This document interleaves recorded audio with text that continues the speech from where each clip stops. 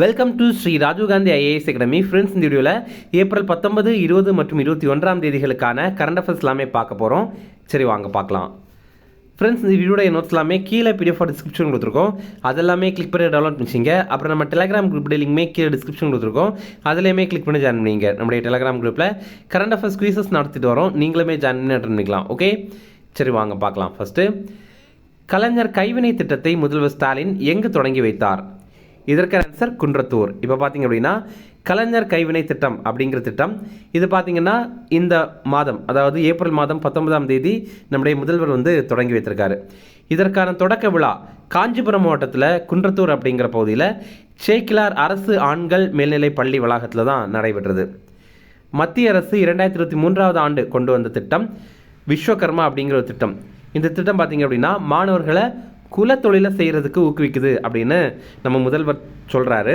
இதற்கு மாற்றாக அனைத்து கைவினை கலைஞர்களையுமே உள்ளடக்கின ஒரு திட்டமாக இந்த கலைஞர் கைவினை திட்டம் இருக்கும் அப்படின்னு அவர் தெரிவிக்கிறாரு. அந்த திட்டத்திற்கும் இந்த திட்டத்திற்கும் என்ன வேறுபாடு அப்படின்னு பார்த்தீங்கன்னா, விஸ்வகர்மா திட்டத்தில் ஒருத்தங்க இணையணும் அப்படின்னா அவங்களுக்கு குறைந்தபட்சம் 18 வயது நிறைவடைந்திருக்கணும். ஆனால் இந்த திட்டத்தில் அது 35 வயதாக இருக்குது அப்படின்னு தெரிவித்திருக்காங்க.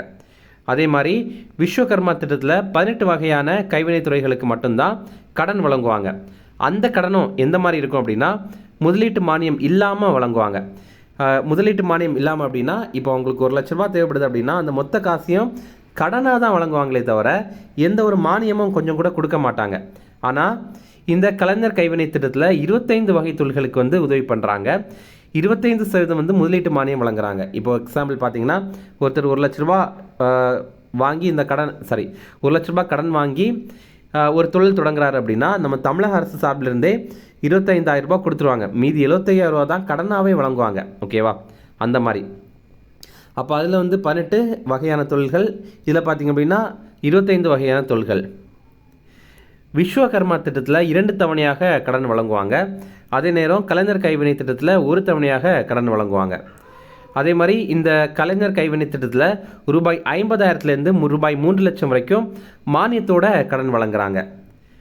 இதே மாதிரி பார்த்திங்க அப்படின்னா 25 துறைகள் அப்படின்னு பார்த்தோம்ல, இதில் 5 ஆண்டுகள் அனுபவம் உள்ள கைவினை கலைஞர்கள் எந்த ஒரு தொழிலையும் தேர்வு பண்ணிக்கலாம்.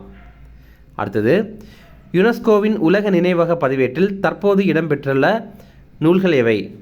இதற்கான ஆன்சர் பகவத்கீதை மற்றும் நாட்டிய சாஸ்திரம். இப்போ யுனெஸ்கோடைய memory of the world register அப்படிங்கிற ஒரு பட்டியல், அதாவது யுனெஸ்கோடைய உலக நினைவக பதிவேடு அப்படிங்கிறது. இதில் நம்ம இந்தியாவிலிருந்து பகவத்கீதை மற்றும் பரத முனிவருடைய நாட்டிய சாஸ்திரம் இந்த 2ஐயுமே இப்போ சேர்த்துருக்காங்க.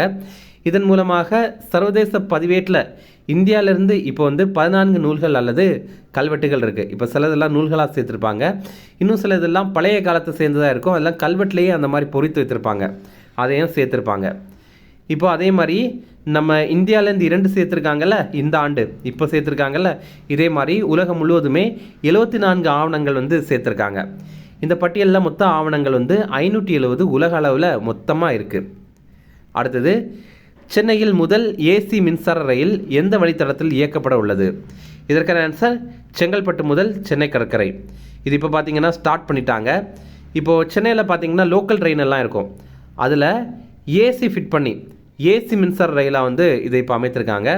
இது செங்கல்பட்டிலிருந்து சென்னை கடற்கரை வரை செல்லும்.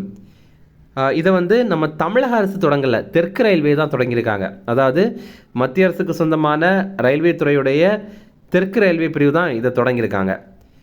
இது சென்னை ICF ஆலையில் தான் தயாரிச்சிருக்காங்க. சென்னையில் பெரம்பூர் இருக்குல்ல, அங்கே ICF இருக்குல்ல, அங்கே தான் இதை தயாரிச்சிருக்காங்க. இதில் 12 பெட்டிகள் இருக்குது. மொத்தமாக 4,914 பேர் பயணிக்கிற முடியும். இதில் பயணிக்க முடியும். அமர்ந்தபடி 1,116 பேர் பயணம் செய்ய முடியும். அதே மாதிரி நின்று கொண்டு 3,798 பேர் பயணம் செய்ய முடியும். இதோடைய குறைந்தபட்ச கட்டணம் 35 ரூபாய், அதிகபட்ச கட்டணம் 105 ரூபாய். ஃப்ரெண்ட்ஸ், நம்ம ராஜீவ் காந்தி ஐஏஎஸ் அகாடமியில் TNPSC குரூப் 1 எக்ஸாமுக்கான டெஸ்ட் பேட்ச் ஸ்டார்ட் பண்ணியிருக்கோம். அதே மாதிரி TNPSC குரூப் 4 எக்ஸாமுக்கான டெஸ்ட் பேட்சுமே ஸ்டார்ட் பண்ணியிருக்கோம். இதற்கான ஷெடியூல் பார்த்தீங்கன்னா கீழே டிஸ்கிரிப்ஷனில் கொடுத்துருக்கோம். நீங்கள் அதை கிளிக் பண்ணி பாருங்கள். உங்களுக்கு பிடிச்சிருந்துன்னா நீங்கள் ஜாயின் பண்ணிங்க. ரொம்பவே குறைந்த கட்டணத்தில் இந்த தரமான டெஸ்ட் பேட்சை நம்ம லான்ச் பண்ணியிருக்கோம். இது பார்த்தீங்கன்னா இது சம்மந்தமாக உங்களுக்கு ஏதாவது தகவல் தரணும் அப்படின்னா ஸ்க்ரீனில் தெரியுற நம்பருக்கு கால் பண்ணி பேசிக்கலாம். அடுத்தது, இந்தியாவின் முதல் சர்வதேச சரக்கு போக்குவரத்து பூங்கா எங்கு அமைக்கப்பட்டது? இதற்கான ஆன்சர் அஸ்ஸாம். அஸ்ஸாமில் பார்த்திங்க அப்படின்னா பொய்காய்கான் அப்படிங்கிற மாவட்டத்தில் தான் இது அமைத்திருக்காங்க. இதை இப்போ வந்து பூடானுடைய அரசர் வந்து நேரில் வந்து பார்வையிட்டிருக்காரு. அதனால தான் இது இப்போ நியூஸ் பேப்பரில் வந்திருக்கு. பூடானுடைய அரசர் யார் அப்படின்னா ஜிக்மே கேசர் நம்கியேல் வான்சுக் அப்படிங்கிறவர் தான். இந்த பூங்கா பாரத் மாலா திட்டத்துக்கு கீழே கட்டப்பட்டு வருது. இப்போது பாரத் மாலா அப்படிங்கிற திட்டம் என்ன அப்படின்னா 2015ஆவது ஆண்டு தொடங்கப்பட்ட திட்டம். இதனுடைய அடிப்படையில் நம்ம இந்தியாவில் வந்து கனெக்டிவிட்டியை மேம்படுத்தணும், அதாவது இணைப்பை மேம்படுத்தணும், போக்குவரத்து வசதிகள் மூலமாக இணைப்பை மேம்படுத்தணும் அப்படிங்கிறதுக்கான ஒரு திட்டம் தான் இந்த ஒரு திட்டம். அடுத்தது, தற்போது எந்த மாநிலத்தில் உள்ள பனாரஸ் ஷனாய் புவிசார் குறியீடு பெற்றது? இதற்கான ஆன்சர் உத்தரப்பிரதேசம். உத்தரப்பிரதேசத்தில் வாரணாசி இருக்குல்ல, அதோட இன்னொரு பேர் தான் பனாரஸ் அப்படிங்கிறது. அதே வாரணாசியை காசி அப்படின்னு கூட அழைப்பாங்க. நம்ம கூட நியூஸ் பேப்பரில் பார்த்துருப்போம், அடிக்கடி கரண்ட் அஃபேர்ஸ்லேயும் பார்த்துருப்போம். இந்த மாதிரி காசி தமிழ் சங்கமம் நடைபெறுது அப்படிங்கிற மாதிரியெல்லாம். ஓகேவா? இப்போது இங்கே வந்து ஷனாய் அப்படிங்கிற கருவி இருக்குது. இந்த படத்தில் நீங்கள் பார்த்துருந்தீங்கன்னா இவர் வச்சுருக்காருல, இதுதான். இவர் யார் அப்படின்னா இவர் வந்து உஸ்தாத் பிஸ்மில்லா கான் அப்படிங்கிறவர். இவர் வந்து ஒரு ஷனாய் இசை கலைஞர். இவருடைய இசை திறமையின் மூலமாக இந்த ஷனாய் கருவி உலக புகழ் பெற்றது. நீங்கள் அடிக்கடி எஸ்எஸ்சி எக்ஸாம்ல எல்லாம் இந்த ஒரு கொஸ்டினை பார்க்கலாம். என்னென்னா உஸ்தாத் பிஸ்மில்லா கான் எந்த இசைக்கருவியுடன் தொடர்புடையவர் அப்படின்ற மாதிரி கேட்கலாம், அல்லது ஷனாய் என்ற இசைக்கருவியுடன் தொடர்புடையவர் யார் அப்படின்ற மாதிரி ஆப்ஷனில் வந்து 4 பேரை கொடுக்கலாம். அந்த மாதிரிலாம் கேட்டிருக்காங்க. ஓகேவா? இது ரொம்ப அதிகமாக ரிப்பீட் ஆகிற ஒரு கொஸ்டின். அடுத்தது, தற்போது அனைத்து பெண்கள் விண்வெளி திட்டத்தை செயல்படுத்திய நிறுவனம் எது? இதற்கான ஆன்சர் ப்ளூ ஒரிஜின். இப்போ பார்த்திங்க அப்படின்னா ப்ளூ ஒரிஜின் அப்படிங்கிற நிறுவனம் வந்து அமேசான் நிறுவனம் இருக்குல்ல, அந்த நிறுவனத்துடைய நிறுவனரான ஜெஃப் பெசாஸுக்கு சொந்தமான நிறுவனம் தான் இந்த ப்ளூ ஒரிஜின் அப்படிங்கிறது. இந்த நிறுவனத்தின் மூலமாக இப்போ 6 பெண்கள் வந்து விண்வெளிக்கு பயணம் மேற்கொண்டிருக்காங்க. அப்படி பார்க்கும்போது இங்கே யாருமே ஆண்கள் கிடையாது, அனைவருமே பெண்கள் தான். அந்த மாதிரி ஒரு திட்டத்தை இவங்க செயல்படுத்தியிருக்காங்க. இதற்காக அவங்க யூஸ் பண்ண ராக்கெட் வந்து நியூ ஷெப்பர்ட் அப்படிங்கிற ராக்கெட். இது ஒரு மறுபயன்பாடு ராக்கெட். அதாவது பொதுவாக ராக்கெட் வந்து விண்ணில் செயற்கைக்கோளை அனுப்பினதுக்கப்புறம் அங்கேயே எரிஞ்சு சாம்பல் ஆயிரும். ஆனால் இந்த ஒரு ராக்கெட் வந்து மறுபடியும் பூமிக்கு வரும். அந்த மாதிரிப்பட்ட ராக்கெட். 1963ஆவது ஆண்டு அனைத்து பெண்கள் விண்வெளி திட்டத்தை வந்து சோவியத் யூனியன் வந்து பண்ணியிருந்தாங்க. அப்போ அவங்க ஒரே ஒருத்தங்களை மட்டும்தான் விண்வெளிக்கு அனுப்பியிருந்தாங்க. 1963ஆவது ஆண்டு வாலண்டினா தெரஸ்கோவா அப்படிங்கிற ஒரு பெண்மணி அனுப்பியிருந்தாங்க. அப்படி பார்க்கும்போது அவங்க தான் விண்வெளிக்கு சென்ற முதல் பெண். இப்போ வந்து அனைவரையுமே பெண்களாக அனுப்பியிருக்காங்க. அடுத்தது, இயந்திர மனிதர்கள் பங்கேற்ற முதல் மாரத்தானை நடத்திய நாடு எது? இதற்கான ஆன்சர் சீனா. இப்போ பார்த்திங்க அப்படின்னா தடகள வீரர்களும் இயந்திர மனிதர்களும் இந்த மாரத்தான் போட்டியில் கலந்து கொண்டாங்க. இதில் வந்து 20 இயந்திர ரோபோக்கள் வந்து கலந்து கொண்டாங்க. 21 கிலோமீட்டர் தொலைவில் இயந்திர மனிதர்களுக்கான தனி வழிப்பாதை வந்து அமைத்திருக்காங்க. இப்போ இந்த பிக்சரை பார்த்திங்க, இங்கே பாருங்களேன், இந்த மாதிரி ஒரு தனி வழிப்பாதையை அமைத்திருக்காங்க. இதில் வந்து மனிதர்களை ஓட விட்டுருக்காங்க, இங்கே வந்து இயந்திர ரோபோக்களை வந்து ஓட விட்டுருக்காங்க. அப்படி பார்க்கும்போது இந்த ரெண்டுமே மோதிடக்கூடாதுல்ல, அதற்காக தான் இந்த மாதிரி தனித்தனியாக அனுப்புகிறாங்க. ஆனாலும் ஒரே டைமில் தான் அனுப்புகிறாங்க அந்த மாதிரி. அடுத்தது, 18 வயதுக்குட்பட்டோருக்கான 6வது ஆசிய தடகள போட்டி தற்போது எங்கு நடைபெற்றது? இதற்கான ஆன்சர் சவுதி அரேபியா. இப்போ பார்த்திங்க அப்படின்னா 6வது ஏஷியன் அண்டர் 18 அத்லெட்டிக் சாம்பியன்ஷிப் போட்டி வந்து நடைபெற்றிருக்கு. இது சவுதி அரேபியாவுடைய தம்மம் அப்படிங்கிற பகுதியில் தான் நடைபெற்றது. இதில் இந்தியா வந்து 14 பதக்கங்கள் ஜெயிச்சிருக்கோம். 1 தங்கம், 5 வெள்ளி, அப்புறம் 5 வெண்கலம், இதெல்லாம் ஜெயிச்சிருக்கோம்.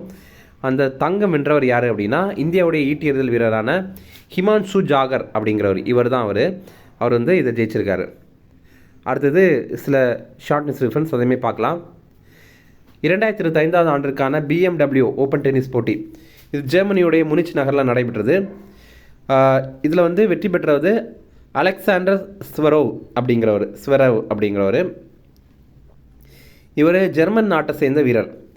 ஆண்கள் ஒற்றையர் பிரிவில் தான் ஜெயிச்சிருக்காரு. இந்த போட்டி வந்து ஜெர்மனியுடைய மியூனிக் நகரில் வந்து நடைபெற்றது. அடுத்தது 2025ஆவது ஆண்டிற்கான பார்சிலோனா ஓப்பன் டென்னிஸ் போட்டி இது வந்து இப்போ ஸ்பெயினில் நடைபெற்றது. இதில் வந்து ஹோல்கர் ரூன் அப்படிங்கிறவர் வெற்றி பெற்றிருக்காரு. ஆண்கள் ஒற்றையர் பிரிவில் தான் ஜெயிச்சிருக்காரு. இவர் டென்மார்க் நாட்டை சேர்ந்த வீரர். இப்போ பொதுவாகவே நம்ம கரண்ட் அஃபேர்ஸில் எக்ஸாமில் கேட்குறதெல்லாம் பார்த்திங்கன்னா இந்தியாவை சேர்ந்த வீரர்கள் அப்படின்னா தான் ரொம்ப முக்கியமாக கேட்பாங்க. இதெல்லாம் அவ்வளோ முக்கியமாக கேட்க மாட்டாங்க. அதனால் நீங்கள் லைட்டாக பார்த்துங்க, சரிங்களா? அடுத்தது தமிழக அரசு சில முக்கிய அறிவிப்புகள் வெளியிட்டிருக்காங்க.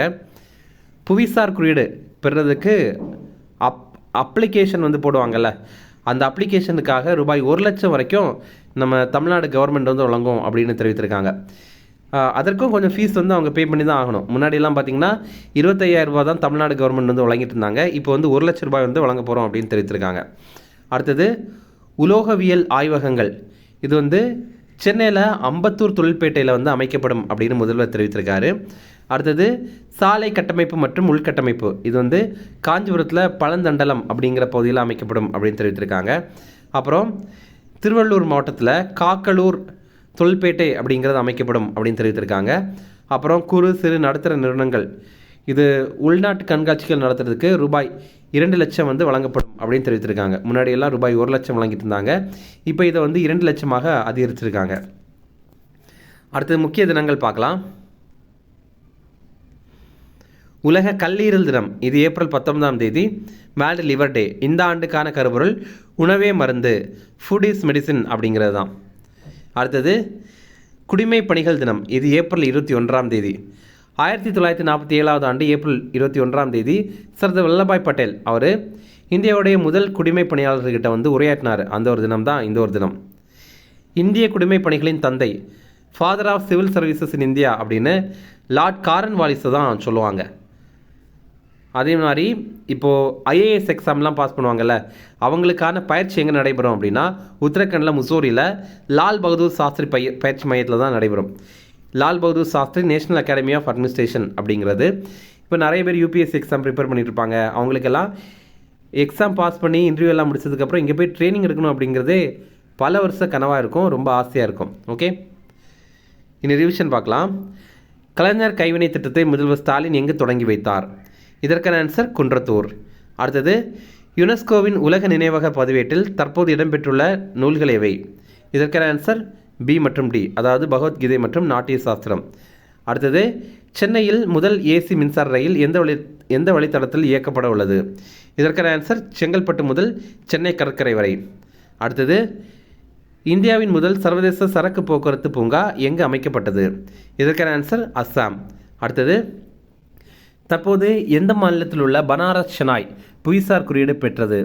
இதற்கான ஆன்சர் உத்தரப்பிரதேசம். இப்போ உங்களுக்கான கேள்வி, இப்போ ரீசனாக வந்து நம்ம தமிழ்நாட்டிலேருந்து புளியங்குடி எலுமிச்சைக்கு புவிசார் குறியீடு கொடுத்துருந்தாங்க.